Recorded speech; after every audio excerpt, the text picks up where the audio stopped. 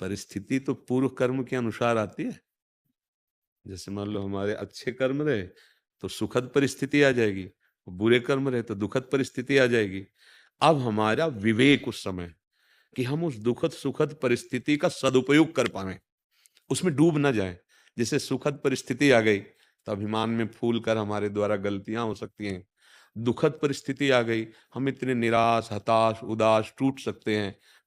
इसका मतलब वो परिस्थिति का आप भोग कर रहे हैं। अगर आप परिस्थिति का सदुपयोग कर लें तो आपके जीवन में आगे विकास, प्रकाश, उन्नति का कारण बन सकती है। जैसे अब हमारी दुखद परिस्थिति आई तो हमें धैर्यवान रहना है, बहुत विवेक से काम लेना है कि हमारा मन न टूटने पावे, हमारी परिस्थिति हम पे हावी ना होने पावे और हम आगे इस परिस्थिति से कैसे निकलें। ये दुखद परिस्थिति कितनी जल्दी हम इसको क्रॉस कर पावें, उसके लिए भगवान का आश्रय, भगवान का सुमिरन। जब प्रयास करके देख लिया भगवती सती के लिए भगवान शिव ने और देखा ये बात हमारी समझ नहीं रही, तो अब परिस्थिति कैसे कटे? वही है सोई जो राम रचि राखा, को करि तर्क बढ़ावे शाखा, अस कहि जपन लगे हरि नामा। ये भगवान शिव की बात है कि अब वही होगा जो भगवान ने रचा है। यार माथा क्या लड़ाना है इस पे, राधा राधा राधा राधा राधा हर परिस्थिति को। अब सुखद परिस्थिति आई तो फूलना नहीं है, भूलना नहीं है, क्योंकि वो टिकाऊ नहीं परिस्थिति। जैसे दिन टिकाऊ नहीं, रात्रि टिकाऊ नहीं है, ऐसे दुखद और सुखद परिस्थितियां आने जाने वाली। अब आप सुख को और अधिक समय तक बढ़ा सके, जैसे वो दुख को मिटाने की बात कही तो बढ़ा, तो अपने सुख को बांट दीजिए। माता पिता, परिवार, पड़ोसी, बीमार, कोई ऐसा असहाय जिसकी सहायता करनी हमें जरूरत, हमारे पास है, सुख सुविधा आ गई। अब वो सुख सुविधा जो आपने बांटी ना दूसरे के लिए, वो लंबे समय के लिए आपके लिए शुभ की व्यवस्था करती चली जाएगी। तो खास बात परिस्थिति नहीं हुई, खास बात विवेक हुआ। कितने ऐसे लोग हैं कि सुखद परिस्थिति में बड़े अपराध कर बैठते हैं और दुखद परिस्थिति में अपने को एकदम हीन सा, नष्ट सा समझ लेते हैं कि अब तो किसी काम का नहीं रह गया। तो दुखद या सुखद परिस्थिति हम पे हावी ना होने पावे, हम विवेक के द्वारा उसका सदुपयोग कर लें, सदुपयोग कर लें। और भगवान का नाम ही एक ऐसा सामर्थ्यशाली है जो आगे आपको प्रकाश और विकास दोनों देगा। प्रकाश कि हमारा मार्ग कौन कौन सा है, और विकास, उन्नति। जो बाधा पहुंचाने वाली, दुख देने वाले कर्म है, उन भगवान के नाम जपने से नष्ट हो जाते हैं। नाम का ऐसा अद्भुत प्रभाव है। नाम संकीर्तनम यस्य सर्व पाप प्रणाशनम, सारे पापों को नष्ट कर देता है। तो पाप ही तो दुख देते हैं, पाप ही बाधा पहुंचाते हैं। नाम भगवान का आश्रय और विवेक युक्त रहो। अगर कोई नशा करेगा, गंदे आचरण करेगा, तो फिर परिस्थिति वो मोल पैदा कर रहा है दुख की, वो कभी भी, वो उसका विकास भी जो दिखाई दे रहा है ना, तो शब्द लिख लो विनाश। पराई माता बहनों के साथ गंदे आचरण कर रहा है और गंदा खान पान कर रहा है और बड़ा विकास तुम्हें दिखाई दे रहा है कि करोड़ों का, वो विकास नहीं, देख लेना समय आने पर वो नष्ट हो जाएगा। जैसे समय आने पर थोड़ा इंतजार करना, तभी लोग समझ नहीं पाते ना। अब जैसे कई लोग कह देते हैं कि आप, वो कह देते हैं कि पूर्व जन्म का आपका है, तो भगवान उसी जन्म में क्यों नहीं भुगता देते हैं? पूर्व जन्म के लिए क्यों रखते हैं? भला गेहूं की फसल पैदा करो तो 6 महीना लगता है ना, आप गेहूं खो फेंक दो, दूसरे दिन खोद के खा लो, क्या है फसल? अरे जब एक सांसारिक फसल का समय लगे तो तुम्हारे जन्म जन्मांतरों के जो कर्मों का योग है, उसी को तो मिटाने के लिए भगवान ने मनुष्य जन्म दिया है। भजन के द्वारा, अच्छे आचरण के, लोग बहुत तर्क दिमाग से पैदा करते हैं। ये तर्क का मार्ग नहीं है, ये श्रद्धा और विश्वास का मार्ग है। जब एक डॉक्टर औषधि देता है तो आप उससे ये नहीं कहते कि हरा वाला टेबलेट नहीं लेंगे, लाल वाला खाएंगे, ये इंजेक्शन नहीं, पूरा वैसे ही का वैसे ही डोज लेते, पैसा देते। अगर ऑपरेशन हुआ तो लिख भी देते हैं कि हमारे मरने पर आपके ऊपर कोई भी होता है ना, अब और आप भाव रोग नष्ट करना चाहते, जन्म जन्म के दुख नष्ट करना चाहते, और जब संत जन उपदेश करते हैं तो उसको आप स्वीकार नहीं करते हैं। क्यों नहीं स्वीकार करते हैं?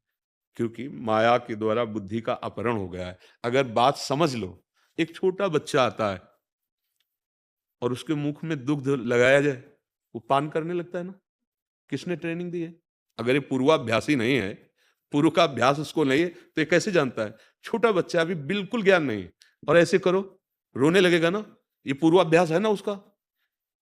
ऐसे वो किलकारी मारने लगेगा ना। वो समझ रहा है ना, प्यार को समझ रहा है, मार को भी समझ रहा है, आहार को भी समझ रहा है। वो समझ रहा है, मतलब वो है पूर्व का अभ्यास। उसको स्कूल में ट्रेनिंग नहीं दी गई, अभी पैदा हुआ है, कुछ दिनों का है, तो जीव का शरीर भले बदल रहा है, लेकिन वो बहुत पुरातन है।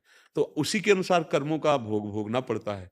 तो कभी देखा जाता है छोटा बच्चा है पर बहुत दुखद परिस्थिति है, लकवा मार गया या ऐसा या वैसा, तो होता है इतना छोटा बच्चा क्या पाप कर दिया अभी? ये अभी का नहीं है, ये पूर्व का है। अब एक आदमी जन्मता है अरबपति खरबपति के घर में, एक आदमी जन्मता है जहाँ रोटी की व्यवस्था भी बड़ी, तो कर्म का योग हो रहा है ना कर्म के अनुसार। अब अज्ञानी लोग तो उस बात को जब क्यों क्यों क्यों तो उसका उत्तर भी नहीं होता। अगर समझो तो सुखद और दुखद परिस्थितियां शुभ और अशुभ कर्म के परिणाम से आएंगी, हमको उनका सदुपयोग करना है, सदुपयोग करके आगे निकल जाना है। और आगे निकलने की सामर्थ्य भगवान नाम में है, हरि नाम में है। राधा राधा रटो, अच्छे आचरण करो और विवेक से चलो तो मनुष्य जीवन का लाभ मिल जाएगा। गौरव जी नोएडा से। महाराज जी, राधा वल्लभ श्री हरिवंश। मैं सूरत शब्द योग के मार्ग का पथिक हूँ, जिसके प्रधानतः 3 साधन हैं: नाम जप, अनहद नाद का सुनना और गुरु के रूप का ध्यान। हमारे मार्ग में नाम सिमरन नहीं, करते सबका करते यही मार्ग है। हमारा तुम्हारा मार्ग थोड़ी होता है। चलने वाले भारतीय कई कंपनियां हैं, सैनिकों के कई विभाग हैं, पर है तो भारतीय ही ना। मोहर भारतीय तो लगेगी, चाहे जल सैनिक हो, थल सैनिक हो, वायु सैनिक हो या और भी कमांडो अलग कंपनियां जैसे हैं। तो ऐसे ही हम सब भगवत मार्ग के पथिक हैं, लेकिन भगवान तो एक ही है ना। और सबका उद्देश्य यही होता है, गुरु चरणों की आसक्ति, गुरु प्रदत्त नाम में निरंतर चिंतन के द्वारा लगे रहना। तो इसमें खास बात क्या है, अलगाव क्या है? महाराज जी, हमारे मार्ग में नाम सिमरन करते करते चेतना आज्ञा हमको चक्र इस पर बात से चुभन होती है, हमारे नहीं, परमार्थ शब्द बोलो। क्योंकि हम सब एक घर के हैं ना, उसमें एक यही बात होती है। हम अपने लोग क्या करते हैं कि धर्म को एक मेड़ में ऐसे बांधना शुरू कर देते हैं कि फिर झगड़ा शुरू होते हैं। आप देख नहीं रहे, विभिन्न प्रकार के धर्मावलंबी एक दूसरे को नीचा दिखाते। ये मतलब हमारी समझ में नहीं आता। एक परमात्मा है, उसकी आराधना करने के लिए हम सब अलग-अलग भावों से जैसे भाव करते हैं, वो इतना समर्थ है। देखो, अगर मेरा पिता है, तो किसी का भाई भी है, वो किसी का बेटा भी है, किसी का दोस्त भी है ना?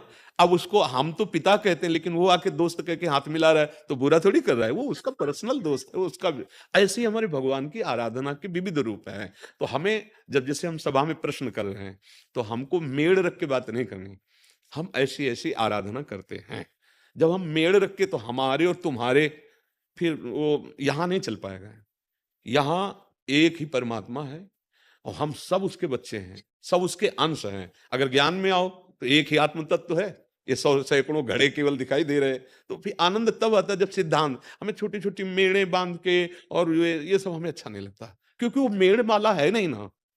एक बहुत बड़ा घर है, बड़े आदमी हैं, 20 बच्चे हैं, 20 के अलग-अलग कमरे हैं। अब वो आंगन में निकल के खड़े होंगे तो क्या कहेंगे? एक ही घर तो है ना। अपने-अपने कमरे में ठसक में बोल रहे हैं, ये मेरा कमरा, ये मेरा कमरा। लेकिन आओ निकल के आंगन में आओ, तब क्या बोलोगे? एक ही तो घर है ना। तो पूरा विश्व ब्रह्मांड, अनंत ब्रह्मांड एक ही मालिक का है। उसे कोई भी नाम दे दो आप, कोई भी नाम, और हम सब उसके हैं। ममैवांशो। अब जैसे जो बात की जाए तो बड़ा आनंद आएगा। मेड़ रखना हमें थोड़ा अच्छा नहीं लगता। यही मेड़बाजी जो है ना, मेड़, यही झगड़ा झंझट, एक दूसरे के धर्मावलंबी जो लड़ाई झगड़ा, एक दूसरे की, ये ठीक नहीं। हाँ, बोलिए आप। हाँ जी, मैं गुरु रूप में आपको वर्णन वर्णन करना चाह रहा हूँ। अब देखो, अभी आप इसीलिए कच्ची बुद्धि है ना, इसीलिए इतना समय लगा ना आपको कहने के लिए। नहीं, हमारे नहीं, आप हमारे प्रभु के हैं। प्रभु ही सबके गुरु हैं। हम सब एक दूसरे के यात्री हैं, दोस्त हैं। जैसे ए भैया, इधर से नहीं, इधर से चलो, इधर पर चलना कहाँ है? स्वामी के पास जाना है, प्रभु के पास जाना है। और जो सूरत योग है ना, सबका यही योग है। सूरत माने तो याद, याद, प्रभु की याद में डूबना।